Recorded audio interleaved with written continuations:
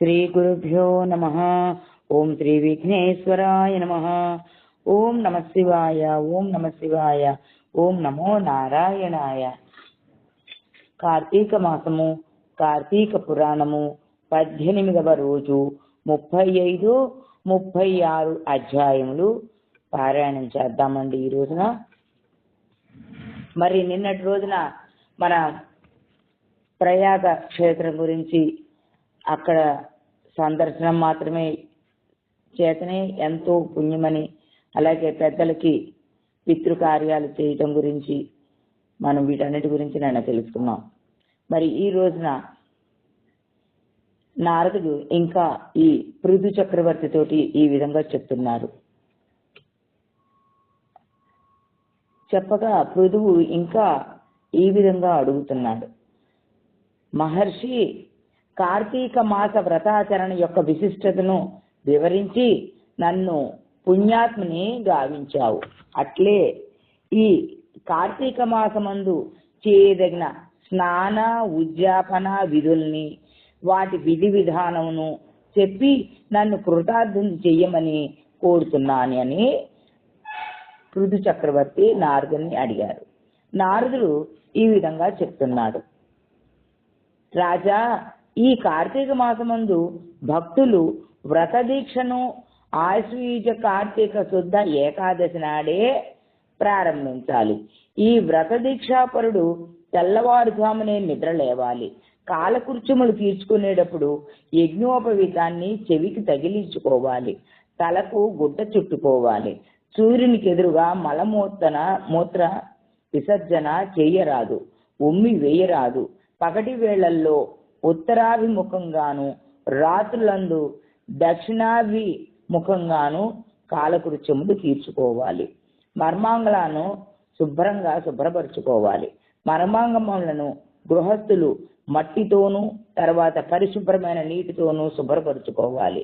గృహస్థులకు, బ్రహ్మచారులకు, వానప్రస్థులకు పూర్వము ఈ విధంగా చెప్పబడినను నేటి నవనాగరికాయుగంలో సబ్బులతోనూ ద్రవాలతోనూ పరిశుభ్రంగా ఉంచుకోవాలి. నేటి ప్రస్తుత ప్రపంచంలో శరీర పరిశుభ్రత అందరూ పాటిస్తూనే ఉన్నారు. నిద్ర నుండి లేవగానే సకల జీవరాశులు తమ తమ పరిధికి లోబడి ముఖ ప్రక్షాళన చేస్తాయి. అందులో నేటి మానవుడు ముఖ సౌందర్యానికి అత్యంత ప్రాముఖ్యతనిస్తున్నాడు. అందులో భాగమే ఈ దంత ప్రక్షాళన. అట్లే ప్రస్తుతం ముఖమును, నాలుగును, దంతములను నవనాగరిక పరిక్రమలతో శుభ్రం ఉంచుకోవాలి. లేనిచో మంత్రాలు పట్టు ఇవ్వవు. ఆయుర్బలం యశోవర్చ ప్రజా పశుబసూని చ బ్రహ్మ ప్రజ్ఞాన్ చ మేధాం చత్వన్నో దేహి వనస్పతే అనే మంత్రాన్ని స్మరిస్తూ పాలవృక్షం యొక్క 12 అంగుళాల పుల్లతో దంతధావనం చేసుకోవాలి.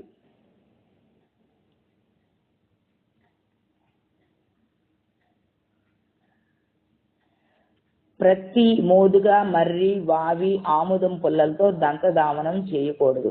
చేసినచో వ్యాధుల బారి పడతారు. కానీ నేటి మానవుడు యాంత్రికంగా దంతధావనానికి ఎన్నో పరికరాలను కనిపెట్టాడు. అవి అన్నీ కూడా ఉపయుక్తములే. కానీ శాస్త్రరీత్యా చెప్పబడినట్లు ఆయా చెట్ల యొక్క పుల్లలతో దంతధావన చేయుట ఆయుర్వేద రీత్యా ఆరోగ్యకరమైనదని కూడా చెప్పబడింది. అనంతరం భక్తి తత్పరుడై నిర్మల బుద్ధితో నిత్యము దైవ పూజ గావించాలి. అటు పిమ్మట శివాలయమును కానీ విష్ణువాలయమును కానీ వెళ్ళి యథాశక్తి పూజాది నమస్కారములు చేయాలి. భజనలు, సంకీర్తనలలో పాల్గొనాలి. కృతయుగంలో యజ్ఞ యాగాది క్రతువులతోనూ, త్రేతాయుగములో జపతపాదులతోనూ, ద్వాపరంలో దానాదులతోనూ, కలియుగంలో భజనలు సంకీర్తనలతోనూ స్వామి సంతుష్టుడై అభీష్ట శక్తి వసంగగలడు. పృథు చక్రవర్తి, నేనొకనాడు నా తాతగారైన శ్రీ మహావిష్ణువును, అంటే విష్ణువు యొక్క నాభియందు ఉద్భవించాడు కాబట్టి బ్రహ్మ యొక్క మానసపుత్రుడు ఈ నారదుడు కాబట్టి శ్రీహరి నారదునికి తాత అవుతాడు. తాత, నీ అసలు సిసలైన నివాసం ఎక్కడా అని అడిగాను. అందుకు ఆయన, నారద, నేను భక్త సులభుడును కావున భజనలు సంకీర్తనలందు మాత్రమే ఉంటాను, అంతేగాని యోగులందు వైకుంఠమందు గాని ఉండను. అంటే ఎక్కడ భజనలు సంకీర్తనలు జరుగుతాయో అక్కడ మాత్రమే నేను ఉండేదను. నా పురాణ గాథలను, నా భక్తులను ఇష్టపడిన వారు నాకు విరోధులే అవుతున్నారు. అలాగే దేవుడికి కొన్ని పూలు పనికి రావండి. ఆ పూల వివరం గురించి తెలుసుకుందామండి. శ్రీ మహావిష్ణువునికి దిరిసిన, ఉమ్మెత్త, గిరిమల్లె, మల్లె, బూరుగా, జిల్లేడు, కొండగోగు పూలు, తెల్లటి అక్షంతులు, ఇవి పూజకు పనికిరానివి శ్రీ మహావిష్ణువుకి. అలాగే ఈశ్వరునికి మొల్లపూలు, జపపూలు, దిరిసెన, బంతి, గురివింద, మాలతి, ఈ రకాలన్నీ కూడాను శివ పూజకు పనికిరావు. అలాగే వినాయకునికి తులసి దళాలు పనికిరావు. అలాగే దుర్గాదేవి గరికతోటి దుర్గాదేవికి పూజ చేయకూడదు. అలాగే సూర్యుడికి అవిసె పూలతోటి పూజ చేయకూడదు.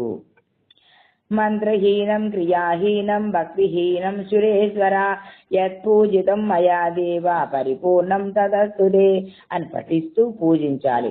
అటు పిమ్మట ప్రదక్షిణ నమస్కారాలు కూడా సమర్పించాలి. అనంతరం ఆటపాటలతో అంటే దైవ భక్తి గీతాలతో ఉపచారాలను చేసి పూజను పూర్తి చేయాలి. ఎవరైతే కార్తీక మాసంలో ప్రతిరోజు ఈశ్వర పూజ గాని శ్రీమన్నారాయణ పూజ గాని నియమనిష్టలతో ఆచరిస్తారో వారు సమస్త పాప విముక్తులై వైకుంఠ పదము పొందగలరని శాస్త్రవాచ. 35వ అధ్యాయము సమాప్తము. 36వ అధ్యాయం గురించి నిత్య విధి. భక్తులు మరో 2 గడియల్లో తెల్లవారుతుందనంగా నిద్ర లెగవాలి. కాలకృత్యములు తీర్చుకున్న తర్వాత శుచి అయి నువ్వులు, అక్షంతలు, దర్భలు, పూలు, గంధము తీసుకొని నదీ స్నానానికి వెళ్ళాలి. ముందుగా విష్ణువుని స్మరించాలి. స్నాన సంకల్పంచే దేవతలకు అర్ఘ్యం ఇవ్వాలి. నమః కమల నాభాయ నమస్తే జలసాయినే నమస్తే ఋషికేశ గృహాణ్యర్ఘ్యం నమోస్తుతే. ఈ మంత్రాన్ని ఉచ్చరిస్తూ అర్ఘ్యాదులను ఇవ్వాలి. దైవధ్యానము నమస్కారాలు అయిన తరువాత ఈ క్రింది విధంగా ప్రార్థించాలి. ఓ శ్రీ మహావిష్ణు, శ్రీమన్నారాయణ, కేశవ, నేను చేసే ఈ స్నానం వలన నా సమస్త పాపాలు సమసిపోవుగాక. హే దామోదర, కార్తీక వ్రత దీక్షాపరుడగునున్న నా ఈ అర్ఘ్యాన్ని స్వీకరించి నన్ను కాపాడుదువుగాక అంటూ ఈ విధంగా గంగా, విష్ణు, శివ, సూర్యుల్ని కూడా స్మరించాలి. స్నాన విధి ఎలా చేయాలంటే నదిలో కానీ మరెక్కడైనా స్నానం చేయనప్పుడు బొడ్డు లోతు వరకు మాత్రమే నీటిలోనికి వెళ్ళి స్నానం ఆచరించాలి. గృహస్థులైతే ఉసిరిక పప్పు, నువ్వుల చూర్ణంతోనూ ఎతులు, తులసి చెట్టు మొదల్లో ఉన్న మట్టితోనూ స్నానం చేయాలి. గృహస్థులైతే ఉసిరిక పప్పు, నువ్వుల చూర్ణంతో చెయ్యాలి. అలాగే ఎతులు అయితే వారు తులసి చెట్టు మొదల్లోనున్న మట్టితో స్నానం చెయ్యాలి. అయితే విధియ, సప్తమి, దశమి, త్రయోదశి, అమావాస్య, ఏకాదశి ఈ 6 తిథుల్లోనూ ఉసిరిక, నువ్వుల చూర్ణంతో స్నానం చేయరాదు. ముందుగా శరీరం అంతా తడిసేటట్లు స్నానం చేసి అటు పిమ్మటి ఈ మంత్ర స్నానం చెయ్యాలి. అంటే ఈ క్రింది విధంగా చెప్పుకొని స్నానం చెయ్యాలి. త్రిమూర్తాత్మ స్వరూపుడైన శ్రీ మహావిష్ణువు ఈ స్నానం నన్ను పవిత్రుణ్ణి చేయుగాక. సమస్త ఇంద్రాది దేవతలు, వశిష్ఠ కశ్యపాది మునిశ్రేష్ఠులు, వేదాలు, యక్ష, సిద్ధ, గరుడాదులు, గంగాది సర్వనదులు, సప్త సాగరాలు, తీర్థాలు, జలధారలు, అరుంధత్యాది పతివ్రత తల్లులు, సమస్త ఓషధులు, పర్వతాలు, పంచభూతాలు నన్ను ఈ స్నానంచే పవిత్రుని చేయుగాక అని చెప్పుకొని స్నానం చేసి చేతికి పవిత్రాన్ని ధరించి దేవ ఋషి పితృ తర్పణాలను వదలాలి. పిమ్మటి తీరానికి వచ్చి సంధ్యాది వందనాలను ముగించి విష్ణు పూజలను చెయ్యాలి. మరలా అర్ఘ్యం ఇవ్వాలి. ప్రతిపత్ కార్తీక మాసే స్నాతస్య విధినా మమ గృహాణ్యర్ఘ్యం మయా దత్తం రాధయ సహితో హరే. గంధ పుష్పాక్షరాలతో పై మంత్రాన్ని ఉచ్చరిస్తూ సమస్త దేవతలను సర్వతీర్థాలను పుణ్యక్షేత్రాలను స్మరించుకొని మనస్సు నందే నమస్కారం చేసుకొని పూజించాలి. తరువాత పండితోత్తములైన బ్రాహ్మణులకు భక్తిపూర్వకంగా నమస్కరించి దక్షిణ కంద తాంబూలాలతోటి సత్కరించాలి. ఈ క్రింది మంత్రాన్ని ఉచ్చరిస్తూ వారి పాదాలకు వందనం చేయాలి. తీర్థాని దక్షిణ పాదే వేదాస్తా సుఖమాశ్రితాః సర్వాంగేష్వాశ్రితా దేవాః పూజితోసి మర్చయాః. ఈ శ్లోకానికి భావం ఏమనగా కుడి పాదమందు సర్వతీర్థములు చతుర్వేదములు కుడిపాదమందు సర్వతీర్థములు చతుర్వేదముల ముఖమందును అవయవాలందు సర్వదేవతలతో విపాసిల్లే భూసురోత్తముల వల్ల నేను పవిత్రుడగుచున్నాను. భక్తుడు పై విధముగా మనసునందు స్మరించి శ్రీహరికి ప్రియమైన తులసీమాతకు ప్రణమిల్లి, ఓ తులసీమాత, నీవు పరమాత్మనకు ప్రేయసివి, పురుషులందరిచే కొనియాడబడి పూజింపబడుదానవు, సకల మానవాళిచే సేవలందుకును ఓ తులసీమాత, నేనిదే నీకు నమస్కరించుచున్నాను, నన్ను పవిత్రుని చేయుము తల్లి అంటూ శ్రీహరి ధ్యానమందే గడపాలి. భక్తి భజన గీతాలతోనూ హరికథా శ్రవణాదులతోనూ ఆ రోజంతా గడపాలి. అలాగని పాపహేతువులైన పాటలతోనూ చీకు చిరాకులతోనూ కోపపు ఇష్టముగా ఉండరాదు.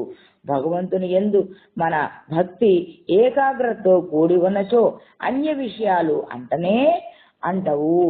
ఏ భక్తుడైతే పైన చెప్పిన విధి విధానముతోనూ భక్తి శ్రద్ధలతోనూ నియమ నిష్టలతోనూ ఏకాగ్ర చిత్తుడై కార్తీక వ్రత దీక్షా పరుడవుతున్నాడు, అట్టి వానికి పరమ పదము ప్రాప్తించగలదు. జన్మ రాహిత్యము పొంది ముక్తిని పొందగలరు.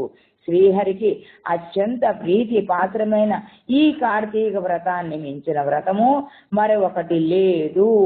ఈ విధంగా నారదుడు పృథు చక్రవర్తికి కార్తీక వ్రత స్నాన విధులు, శౌచ విధులు, దంత దావన విధి, పూజార్హమైన పూల వివరములు గురించి వివరించి చెప్పగా పృథు చక్రవర్తి తన్మయుడై ఇట్లు వింటూ ఇలా అభ్యర్థించాడు. మహానుభావ నారద, నాకింకను కార్తీక వ్రతస్థుడైన పురుషుడు పాటించాల్సిన విధి విధానం గురించి ఇంకా వివరించి చెప్పి పుణ్యం కట్టుకోండి స్వామి అని ఇంకా అర్థించాడు. ఇక ఈరోజు 36వ అధ్యాయం సమాప్తమండి. రేపటి రోజున 37, 38 వాటి గురించి తెలుసుకుందాం. కార్తీక వ్రత నియమాల గురించి, ఉద్యాపన నియమాల గురించి రేపటి రోజున తెలుసుకుందామండి. ఓం తత్సత్. నమః శివాయ, నమః శివాయ, నమః పార్వతీపదే. హర హర మహా